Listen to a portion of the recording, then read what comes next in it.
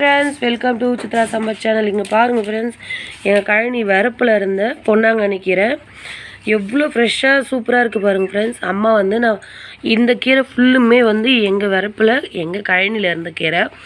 இது வந்து காசு கொடுத்து ஒரு கட்டு வாங்கிட்டு வந்தாங்க ஃப்ரெண்ட்ஸ். இதுக்கும் எங்கள் ஃப்ரெஷ்ஷாக இருக்கிற கீரைக்கும் பாருங்கள்.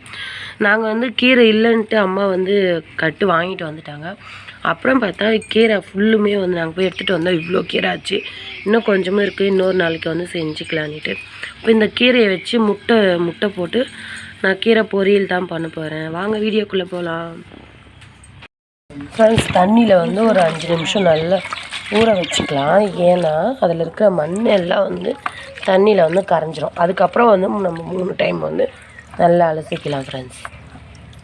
நல்லா ஊறட்டும் கொஞ்ச நேரம். நான் கீரை தண்ணியில் போட்டு வச்சுட்டு வந்துட்டு நம்ம கழனியில் ஒரு சின்னதாக ஒரு வேலை இருந்துச்சு. அது என்ன வேலைன்னா பழுப்பு தண்ணி ஒரு வேலை தான். மோட்ரு ஓடிட்டு இருந்துச்சு. வேறு கழனிக்கு வந்து நாங்கள் தண்ணி திறந்து விட்டு வந்துட்டோம்.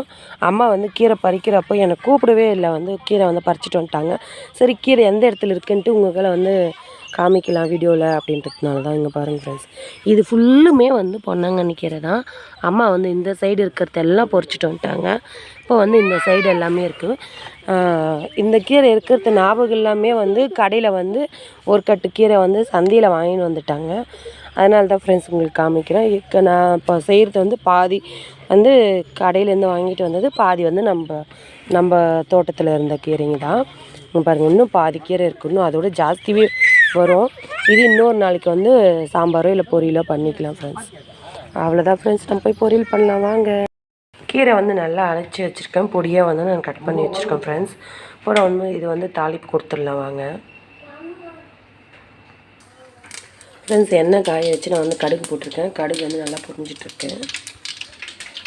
நான் வந்து பூண்டு நெசுக்கி வச்சுருக்கேன். காஞ்சி மிளகாய் எடுத்து வச்சுருக்கேன்.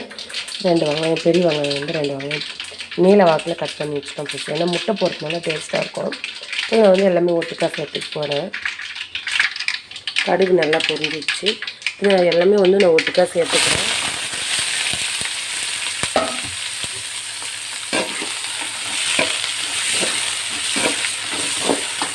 நல்லா இது வதக்கிக்கலாம்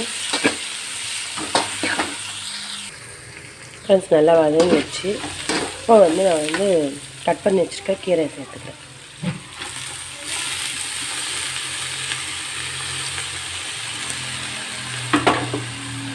கீரை வந்து நல்லா ஃபுல்லாக இருக்குது. ஆனால் இது வதங்கிடுச்சுன்னா கொஞ்சமாக இடம் ஃப்ரெண்ட்ஸ்.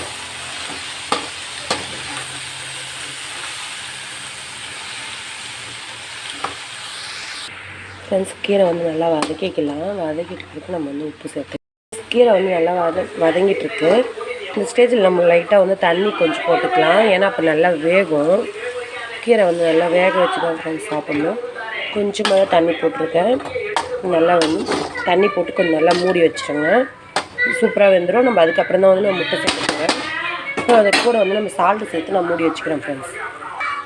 இது கூட நான் சால்ட்டு சேர்த்துக்கிறேன். சால்ட்டு நான் போதுமான அளவுக்கு சேர்த்துட்டேன். அப்புறம் நான் வந்து மூடி வச்சுட்டேன்.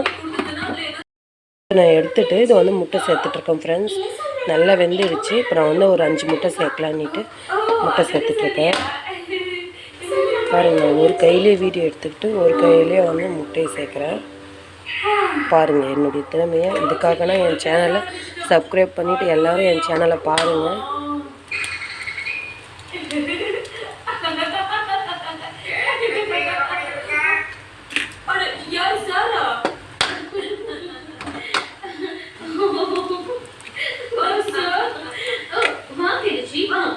முட்டை ஓரெல்லாம் விழாமல் இருக்கணும்.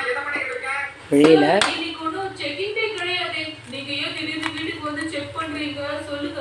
சூப்பராக உடச்சி நான் ஒரே கையில் உடச்சி ஊற்றிட்டேன். இப்போ கொஞ்சமாக இது வந்து நல்லா வேகட்டும்.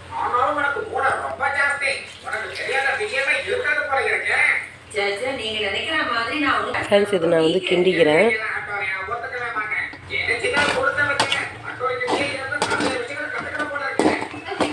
நல்ல முட்டை வந்து நம்ம ஊற்றி இருக்கிறதே தெரியாது. அந்த அளவுக்கு வந்து நம்ம ஃபுல்லு வந்து பொடி மாஸ் மாதிரி சூப்பராக பண்ணிக்கலாம்.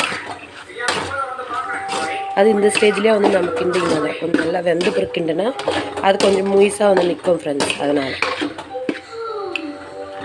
நல்லா கிண்டிக்கலாம் ஃப்ரெண்ட்ஸ். நல்லா கிண்டிட்டேன். கீரையை விட முட்டை வந்து நல்லா வந்து இதாகிடுச்சு. அவ்வளோதான் ஃப்ரெண்ட்ஸ். இது வந்து நம்ம வந்து உப்பு காரம்லாம் சூப்பராக செம்ம டேஸ்ட்டாக இருக்குது. சாப்பிட்டு பார்த்தேன். Bye friends. இந்த வீடியோ உங்களுக்கு பிடிச்சிருந்தா லைக் பண்ணி கமெண்ட் பண்ணி மறக்காமல் சப்ஸ்கிரைப் பண்ணிவிடுங்க. பாய்.